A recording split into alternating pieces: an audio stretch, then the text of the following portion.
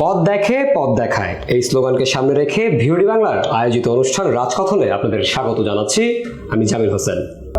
বরাবরের মতো বেশ কিছু সমসাময়িক বিষয় নিয়ে আলোচনা করব আমরা। আজকে আমাদের অতিথি হিসেবে রয়েছেন খুলনা জেলা বিএনপির যুগ্ম আহ্বায়ক মোল্লা খায়রুল ইসলাম খায়রুল। ভিওডির রাজকথনে আপনাকে স্বাগতম। ধন্যবাদ আপনাকে। কেমন আছেন? আলহামদুলিল্লাহ, রাখছে।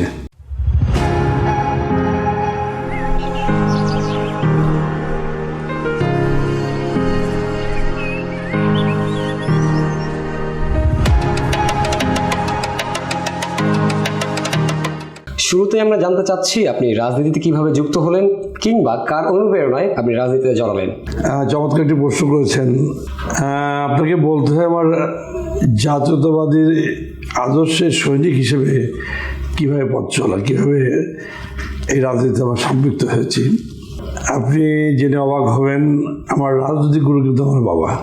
আমি এই কথাটি অনেকের কাছেই বলেছি, কারণ 1981 30শে মে বিএনপির প্রবক্তা শহীদ রাষ্ট্রপতি জিয়াউর রহমানকে যখন শাহাদাত বরণ করতে হয় দেশি বিদেশি ষড়যন্ত্রের মাধ্যমে, তখন আমি আমার বাবাকে দেখেছি। উনি গ্রাম সরকার ছিলেন। আপনি জানেন, গ্রাম সরকার পদ্ধতি জিয়াউর রহমানের একটি দেশের ডেভেলপমেন্টের একটা অংশ হিসেবে উনি বেছে নিয়েছিলেন। আমার বাবা খুলনা জেলা গ্রাম সরকার অ্যাসোসিয়েশনের সেক্রেটারি ছিলেন। তখন খুলনা থেকে ঢাকায় আসতে 7 থেকে 8টি ফেরি পার হয়ে কিন্তু ঢাকাতে আসতে হতো। জিয়াউর রহমান সাহেব যখন শাহাদাত বরণ করেন, তার জানাজাতে আমার বাবা পার্টিসিপেট করেছিলেন, এবং আমি ওনাকে দেখেছি 30শে মে থেকে শুরু করে প্রায় সপ্তাহখানেক ওরা মন খারাপ, খাওয়া দাওয়া ঠিক মতো করতেন এবং উনি কান্নাকাটি করতেন, যেটা আমাকে খুব স্পর্শ করতো আমার মাইন্ডকে। টাচি বিষয় ছিল যে বাবা এমন কি একজন ব্যক্তি যে যার মৃত্যু হয়েছে, যে শাহাদাত বরণ করেছে, তার জন্য নিজের রক্তের আত্মীয় না, নিজের জন্মদাতা পিতা না, বিষয়টা কেমন। তখন আমি ক্লাস 7-এর স্টুডেন্ট।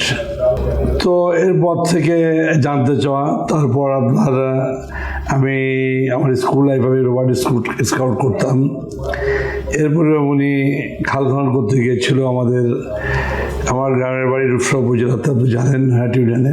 খাল খনন করতে গিয়ে আমার ইউনিয়নের খুলনা মোংলা মহাসড়কের পার্শ্ববর্তী জায়গা আহমেদাবাদ স্কুল নামে একটি স্কুল আছে অপোজিটে, জিয়া খাল নামে পরিচিত, এই খাল খনন করতে গিয়েছিলেন।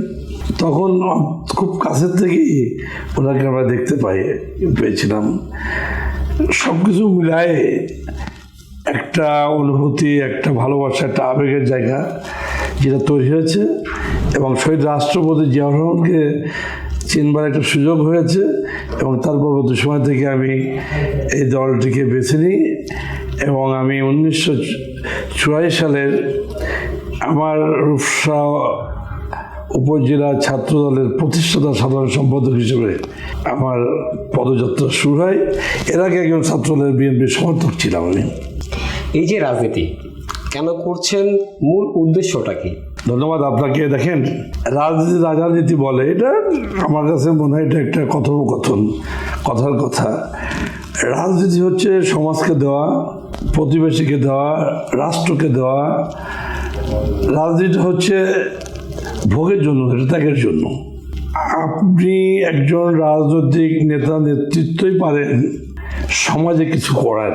আপনি জানেন, আমি যদি বাংলাদেশের স্বাধীনতা, 69 গণ অভ্যুত্থান, 71 মুক্তিযোদ্ধা, 90 গণ অভ্যুত্থান সহ জুলাই আগস্ট, যাই কিছু আপনি দেখেন, বাংলার ভাষা আন্দোলন যে বলি, সব কিছু কিন্তু রাজনীতিবিদের নেতৃত্বের বহিঃপ্রকাশ।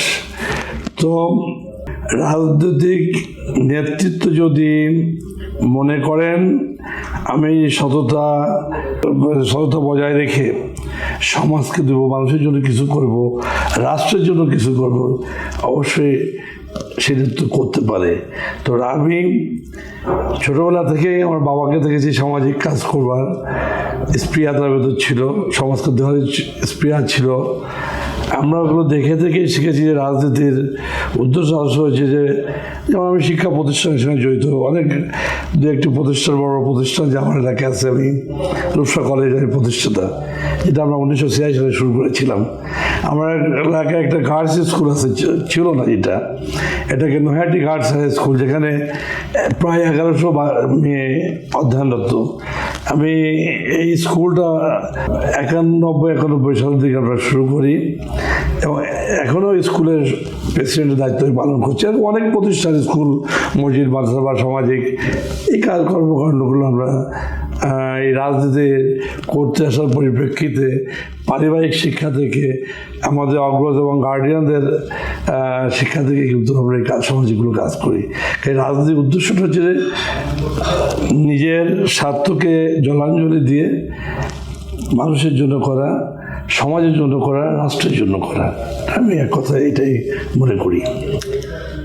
আগামী দিনের রাজনীতি কেমন হওয়া দরকার, আপনার মন্তব্যটা কি, বা আপনি কি মনে করছেন যে আগামী রাজনীতি এরকম হওয়া দরকার?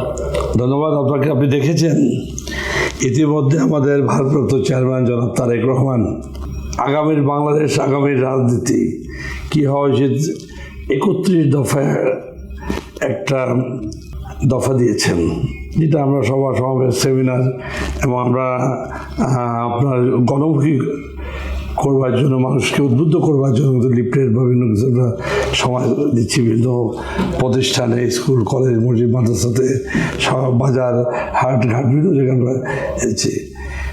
এই আমাদের ভারপ্রাপ্ত চেয়ারম্যান সাহেব দিয়েছেন। আমি মনে করি রাজনীতিতে সৎ, যোগ্য, দক্ষ নেতৃত্বের প্রয়োজন।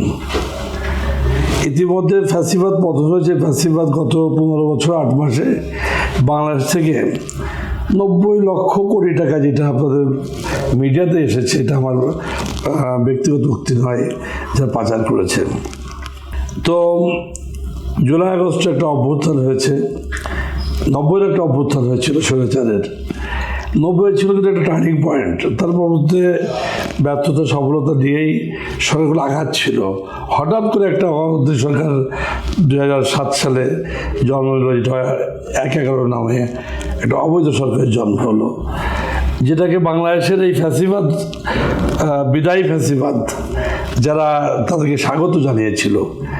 আজকে সেদিনে সেই অন্যায় এবং অবৈধ সরকারকে স্বাগত জানানোর ফলেই কিন্তু এই আওয়ামী লীগ এবং শেখ হাসিনার নেতৃত্বে এদের শাসন আমল কিন্তু আরও বেশি ফ্যাসিবাদী স্টাইলে তা দেশ পরিচালনা করলো। জগদ্দল পথের মতো বাংলাদেশের 16-18 কোটি মানুষের ঘাড়ে একজন স্বৈরাচার জোর করে বসেছিল। আপনি দেখেন, আজকে যদি বাংলাদেশ অবশ্যই আমাদের একটা বৃহৎ দল, বিএনপি একটা সর্ববৃহৎ পপুলার বৃহৎ দল। আজকে যদি দেশপ্রেমটা এই নেতা নেতৃত্বের ভিতরে থাকতো, তাহলে আগামীর বাংলাদেশ বা 53 বছরে যে বাংলাদেশ স্বাধীনতা হয়েছে, 53 বছর চলে গেল, এই বাংলাদেশ মালয়েশিয়া, সিঙ্গাপুর হতো।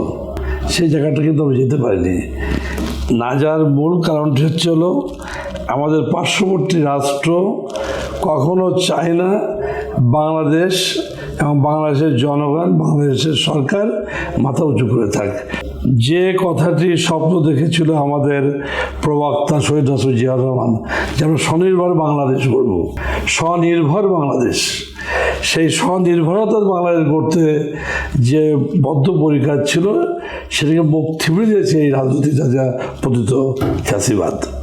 আপনি দেখেন, অবভিয়াসলি যদি আগামী নেতৃত্ব আপনার মানুষের ভোট অধিকার, মানুষের গণতান্ত্রিক অধিকার, রাষ্ট্রের প্রতি প্রেম এবং আদর্শের প্রতি শ্রদ্ধা, এই কর্মকাণ্ড, এই অ্যাক্টিভিটিস যাদের ভিতর না থাকবে, সেই নেতৃত্ব যখনই আপনার আবার নেতৃত্বে জায়গায় তখন আবার মুখ থুবড়ে পড়ার সম্ভাবনা থাকে।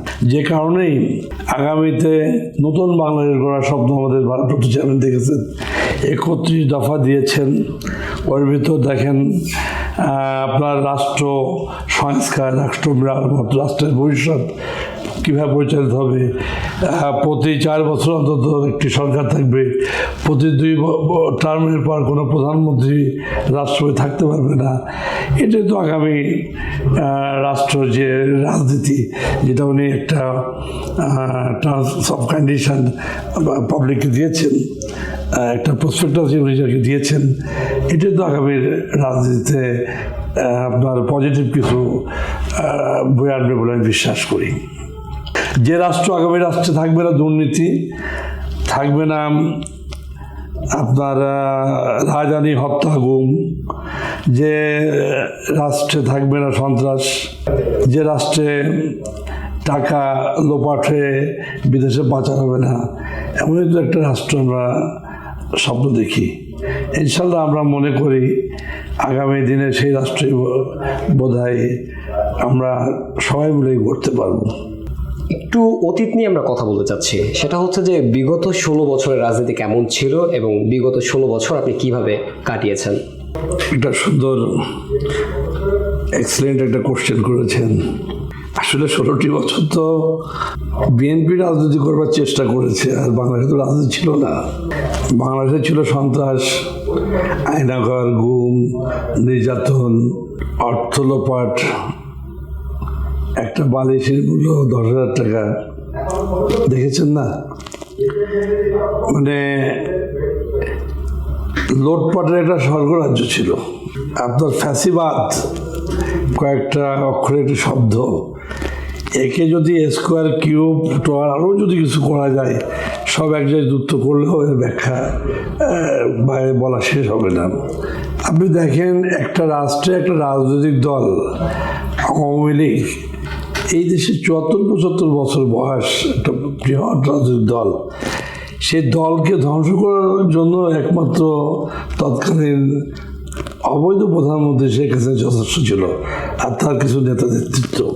বাংলাদেশে কোনো বিরোধী দল ছিল না। বাংলাদেশের মানুষ জাতীয় নির্বাচনে ভোট দিতে পারতো না।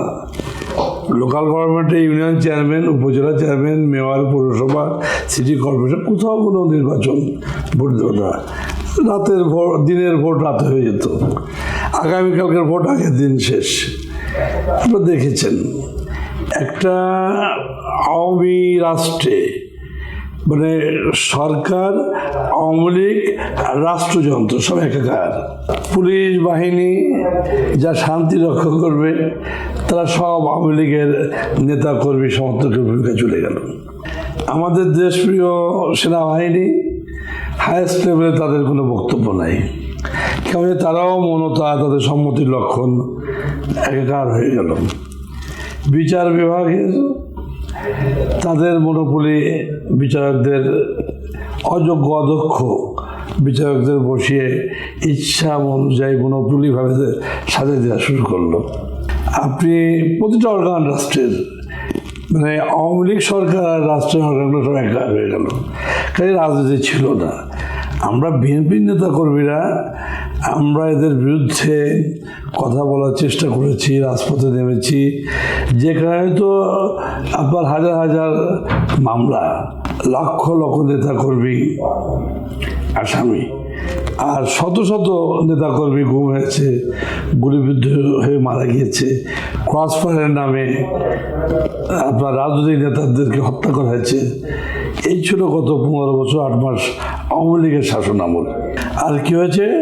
উন্নয়নের নামে লোপাট হয়েছে। পদ্মা সেতু নিঃসন্দেহে একটা ভালো কাজ। আপনাকে জানা মনে আছে, পদ্মা সেতুর যখন বাজেট শুরু হয় তখন 7-8 হাজার কোটি টাকা একটা বাজেট দিয়ে ডিক্লেয়ার শুরু হয়েছিল। আর পদ্মা সেতুর কাজ যখন সমাপ্ত হয় তখন কত হাজার কোটি টাকার হিসাব আপনারা পেয়েছেন, এটা তো আপনারা জানেন। প্রায় 5-10 গুণ বেশি টাকা তারা ব্যবহার করছে। ঢাকা শহরে বড় বড় ফ্লাইওভার দেখতে পাই, সমস্ত জায়গায় দেখবেন। রূপগঞ্জের যে বালিশ কেলেঙ্কারি আগেও বলেছি বিভিন্ন কাজেই গত 15-16 বছর ছিল হলো অরাজনৈতিক, স্বৈরাচার, ফ্যাসিবাদ, সন্ত্রাসী, লুটেরা, চোর ডাকাতের সরকার।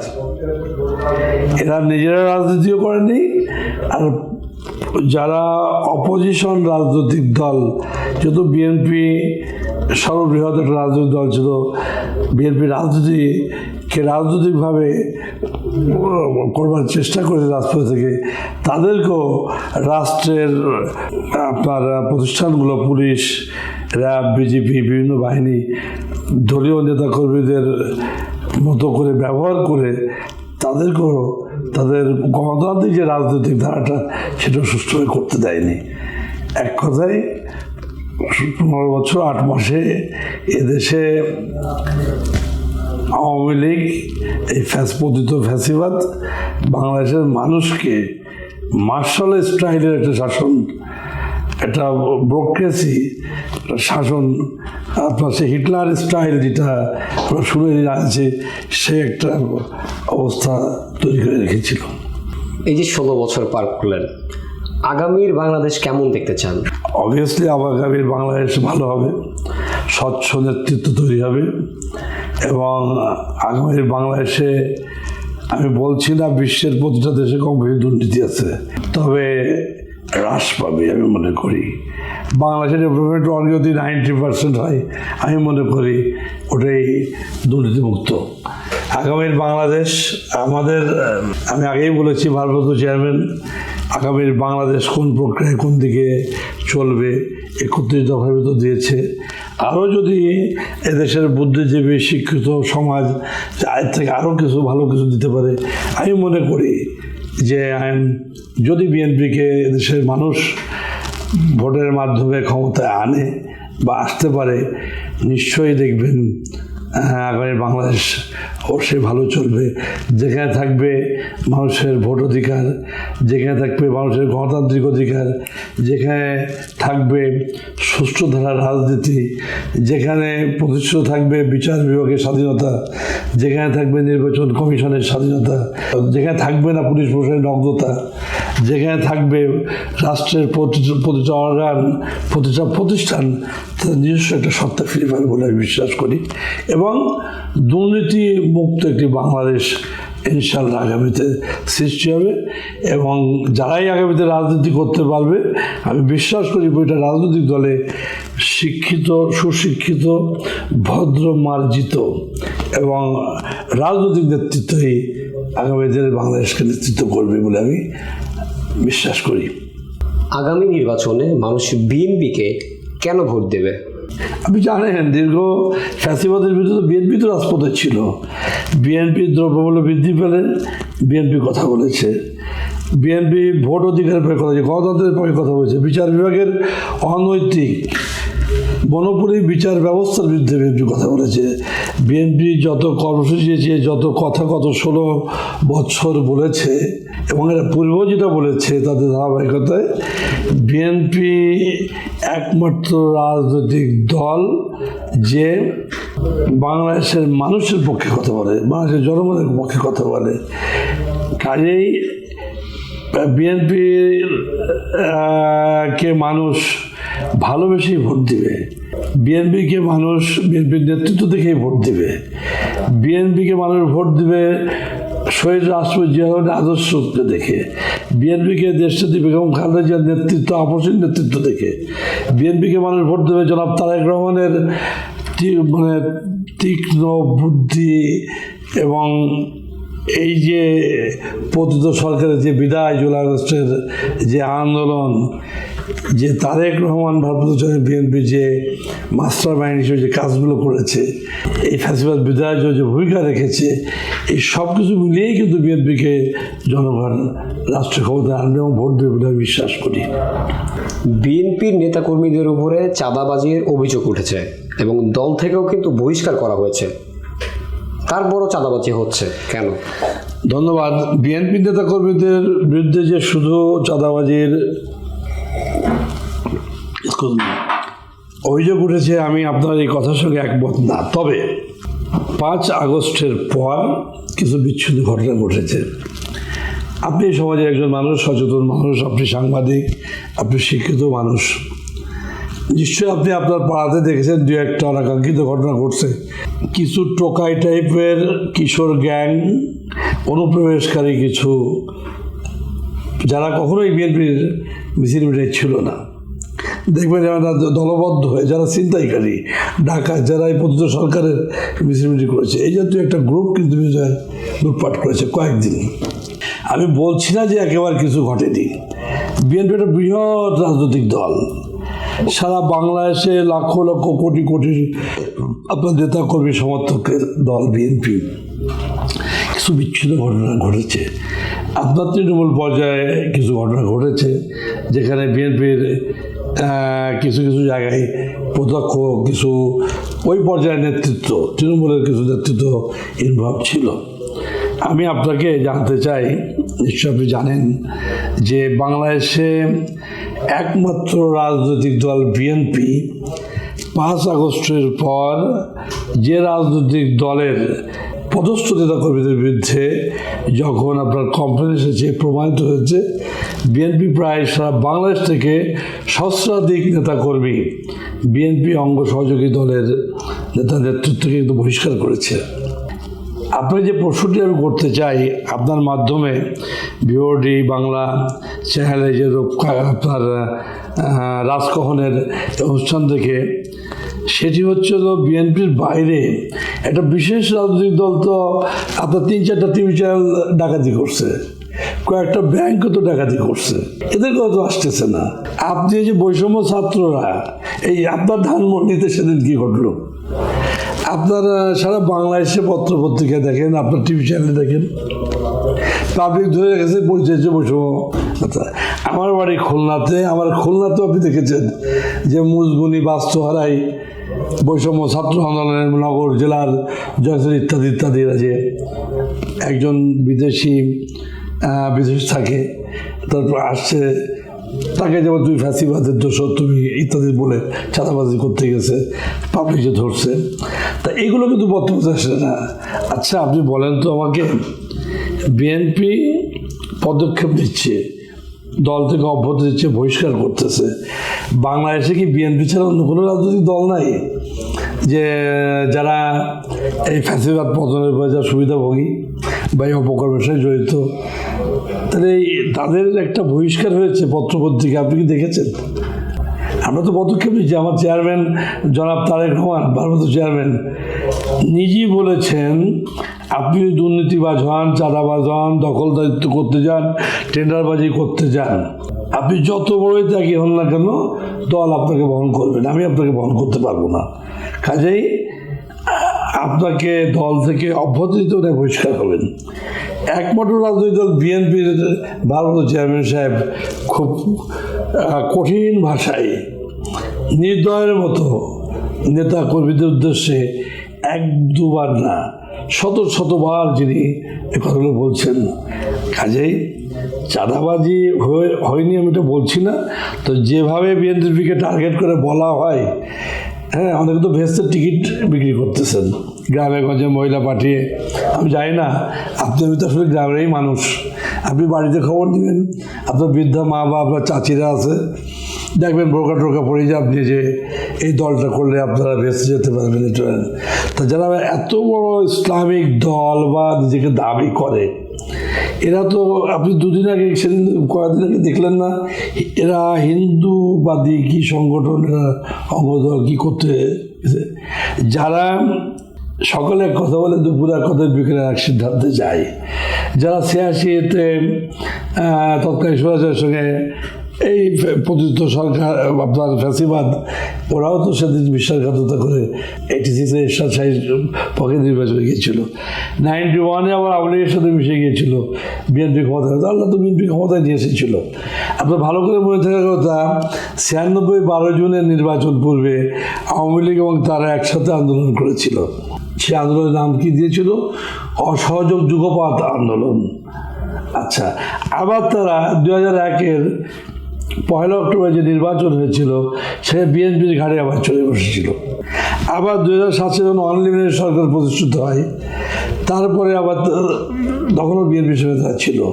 দীর্ঘ 15 বছর বিএনপির সাথে থেকে হঠাৎ করে 5 আগস্টের পরবর্তী সময় এসে আবার তারা দেখেন সরকারি যারা স্বপ্ন দেখতেছে, এত বড় আল্লাহর দল, আল্লাহওয়ালা মানুষ, মানুষের সংগঠন, তাদের একটা লোককে বহিষ্কার করে তাদের তো অপকর্ম আছে। এই এনসিপি বলেন, বৈষম্য ছাত্র আন্দোলন বলেন, তা এদের তো এত অপরাধ, এদের তো বহিষ্কার দেখি না। তা শুধুমাত্র বিএনপিকে টার্গেট করে এটাকে বেশি প্রচার হচ্ছে, যেটুকু না ঘটতেছে তাতে বেশি প্রচার করা হচ্ছে। লক্ষ্যটা হচ্ছে কি, পার্শ্ববর্তী একটি দেশ তো আসলে লেগে আছে বিএনপির কে কীভাবে ধ্বংস করা যায়, ঘায়েল করা যায়, আর এরা তাদের মিশনটা বাস্তবায়ন করার জন্য এই সমালোচনা আসতেছে। এই সমস্ত বিচ্ছিন্নভাবে কিছু প্রচারণা করে চাঁদাবাজ বা বিএনপির একটা এত বড় বৃহৎ সংগঠন, গণমানুষের দল, একে চাঁদাবাজ সংগঠন হিসেবে এস্টাবলিশ করা যাবে না। রাজনীতিতে গুণগত পরিবর্তন আনতে হলে কি করা উচিত, সেক্ষেত্রে কাদের ভূমিকা সবচেয়ে বেশি থাকা জরুরি? থ্যাংক ইউ, আপনাকে একটা কঠিন প্রশ্ন করেছেন। রাজনীতিতে গুণগত পরিবর্তন হওয়া উচিত, হতে হবে আমি মনে করি। কোশ্চেনটা হচ্ছে যে কাদের অগ্রভূমিকা? অবভিয়াসলি রাজনীতিবিদদের। বিএনপির পার্টির প্রধান, বিএনপির পার্টির যারা স্ট্রাকচার, যারা বিএনপিকে পরিচালনা করে, এই নেতৃত্ব সঠিক এবং সব নেতৃত্বের কারণে তো আপনার তৃণমূলের গ্রাজরুট লেভেলে আপনার নেতৃত্বটা আসবে। তো অবশ্যই রাজনৈতিক দলকে গুণগত পরিবর্তনের জন্য ভূমিকা রাখতে হবে এবং বিএনপিকে অগ্রভূমিকা রাখতে হবে। আভ্যন্তরীণ দলের মধ্যে গণতন্ত্র প্রতিষ্ঠা হতে হবে, আভ্যন্তরীণ গণতন্ত্র, ডেমোক্রেসি যেটা আমরা বলি। ইতিমধ্যে আপনি দেখছেন সারা বাংলাদেশে ওয়ার্ড, ইউনিয়ন, থানা, জেলা, পৌরসভা আপনার বিএনপি আপনার প্রত্যক্ষ ভোটের মাধ্যমে দেখেন সম্মেলন করে আসতেছে।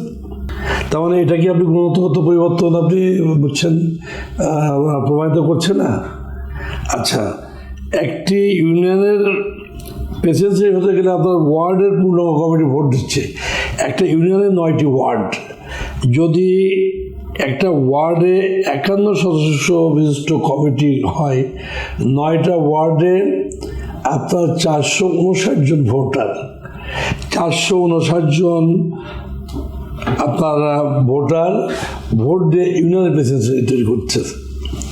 একটা ইউনিয়নে 71 সদস্য কমিটি, একটা উপজেলাতে মনে করেন 5 ইউনিয়ন, 10 ইউনিয়ন, 14 ইউনিয়ন, 7 ইউনিয়ন করে একটা উপজেলায় অবস্থান করছে। তা একটা ইউনিয়নে 71 যদি 10টা ইউনিয়ন নিয়ে যদি আপনার একটা উপজেলা হয়, তাহলে 700 আপনার 10টা ভোট ওখানে তৈরি হচ্ছে। তা উপজেলা লেভেলে প্রেসিডেন্সি হতে গেলে আপনাকে ওই 710 ভোটের ভিতরে ভোট পেয়েই আপনাকে সর্বোচ্চ ভোট পেয়ে কিন্তু আপনাকে প্রেসিডেন্সি হচ্ছে। এটা 100% একটা ডেমোক্রেটিক ওয়ে, ডেমোক্রেসি যেটা বিএনপি একমাত্র করছে। ঠিক সিটি কর্পোরেশনের পর্যায়েও, সিটিতে আপনার ওয়ার্ড পর্যায়ে এরকম কমিটি, যে থানা করতেছে থানা পর্যায়ে কমিটি মহানগর করতেছে। তো এবং এই উপজেলা যে 101 সদস্য কমিটি, এরা আবার জেলার উপজেলা এবং পৌর, এই কমিটির এই ডেলিগেটস কাউন্সিলররা কিন্তু আবার প্রত্যক্ষ ভোট দিয়ে কিন্তু জেলা বিএনপিকে নির্বাচিত করতেছে প্রেসিডেন্সি। বা ইতিমধ্যে আপনি কোনো রাজনৈতিক দলকে কি বিএনপি যে কাজটা করে, যে সম্মেলন গণতান্ত্রিক প্রক্রিয়ায়, শতভাগ গণতান্ত্রিক প্রক্রিয়ায় যে কমিটিগুলো সম্মেলন করতেছে সারা বাংলাদেশের, আর কোনো রাজনৈতিক দল কি এই প্রক্রিয়ায় আপনার কমিটিকরণ করতেছে? আভ্যন্তরীণ যে গণতন্ত্র সেটা কি প্রতিষ্ঠা করতেছে? দেখতে পাবেন না। কাজেই একটা ব্যক্তি যদি একটা চেয়ারে দীর্ঘ 20 বছর বসে থাকে, তাহলে সে সরাসরি মনোভাব আসবে যে করে 31 দফা, যে পরপর 2 টার্মের উপরে প্রধানমন্ত্রী প্রেসিডেন্ট থাকতে পারবেন, আমাদের ভারপ্রাপ্ত চেয়ারম্যান সাহেব দিয়েছেন। গুণগত পরিবর্তন যেটা আসতে গেলে আপনি দেখেন, একটা স্ট্রং বিরোধী দল থাকা উচিত। একটা স্ট্রং বিরোধী দল থাকলে সেখানে সংসদে সরকারি দলের আলোচনা সমালোচনা চলবে। গুণগত পরিবর্তন হতে গেলে এটাও প্রয়োজন। আর আমাদের ভারতীয় চেয়ারম্যান সাহেব 5 বছর ছিল জাতীয় সংসদের মেয়াদে, এটাকে প্রস্তাবনা দিয়েছেন 4 বছর অন্তত জাতীয় নির্বাচন হবে।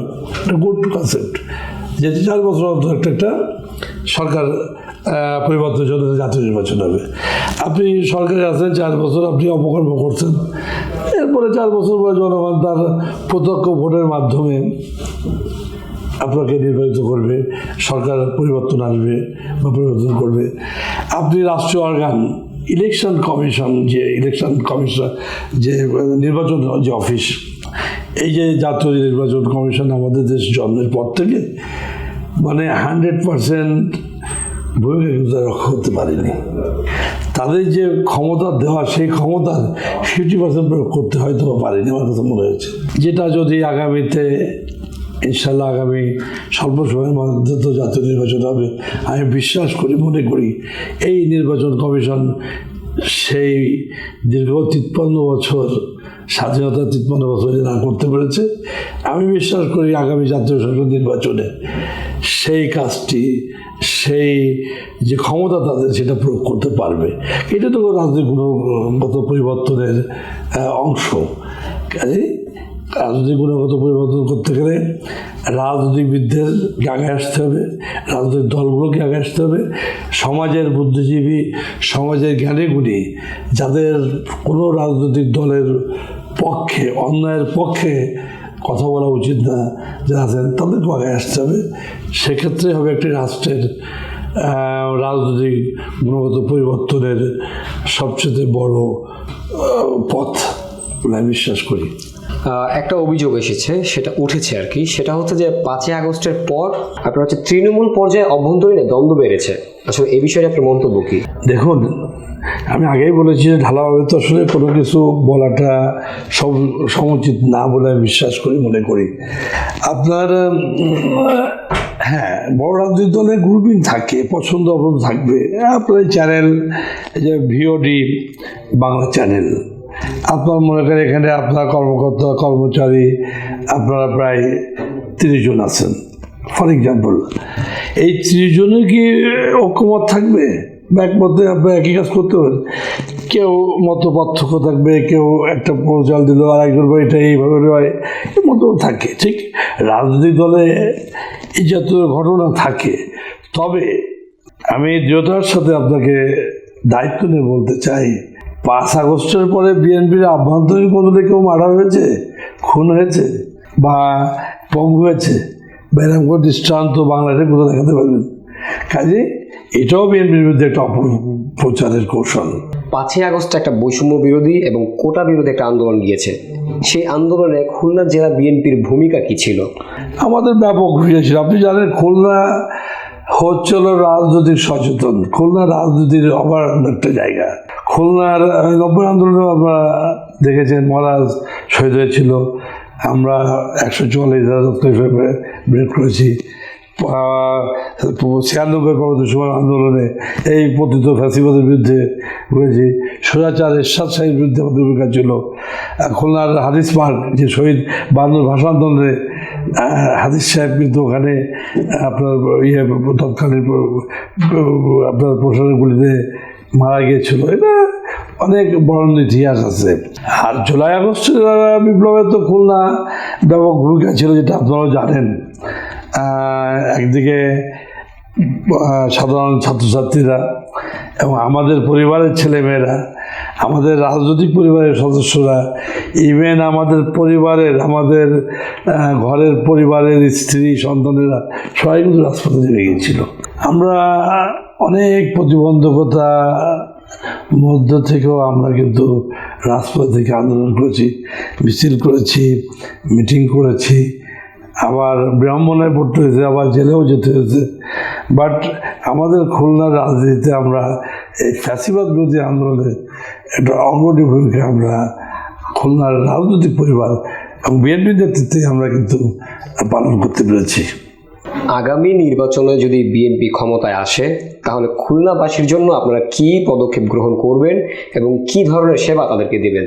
ধন্যবাদ আপনাকে। বিএনপি ক্ষমতা আসলে সেবা তো চলমান প্রক্রিয়া, যেগুলা রাস্তাঘাট প্রতিষ্ঠান এগুলো চলবে। আপনার শিক্ষার দিকে গুরুত্বটা বেশি দিতে হবে। খুলনাতে মেডিকেল কলেজ হয়েছে, বিএনপি আমলে হয়েছে। খুলনা বিশ্ববিদ্যালয় বিএনপি আমলে কিন্তু এস্টাবলিশ হয়েছে। খুলনাতে কয়েকটি প্রতিষ্ঠান সরকারি হয়েছে, সুন্দরবন কলেজ সরকারি হয়েছে, ইউনিভার্সিটি কলেজ হয়েছে। এই সরকার কেউ একটা করেনি, তারাও করে গিয়েছে। আমরা জনমানুষের স্বার্থের দিকে তাকিয়ে যা যা করণীয় সেই কাজগুলোই আমরা বিএনপির, যদি আল্লাহ পাক রব্বুল আলামিন ক্ষমতায় আসে, জনগণ যদি বিএনপিকে ভোট দিয়ে রাষ্ট্রীয় ক্ষমতায় দেয়, আমরা সেই কাজগুলি আমরা নজর দেব বলে বিশ্বাস করি। শুধু খুলনা কেন, সারা বাংলাদেশের রাষ্ট্র পরিচালনায় সেই কাজটি বিএনপি করবে বলে আমি বিশ্বাস করি। শিক্ষা উন্নয়ন এছাড়া অন্য উন্নয়নের দিক থেকে আগামীতে খুলনাকে কোন পর্যায়ে আপনারা নিয়ে যেতে চাচ্ছেন? না, অবভিয়াসলি আপনি খুলনা এখন অনেক আগাই গেছে। আপনি জানেন আমাদের এক সময় নাম ছিল যে আমরা অলস। আমরা খুলনার মানুষেরা আপনার খুলনা ছেড়ে মানে বাইরে চাকরি বা পড়াশোনা বিভিন্ন দেশে বিদেশে যেতে চাইতাম না।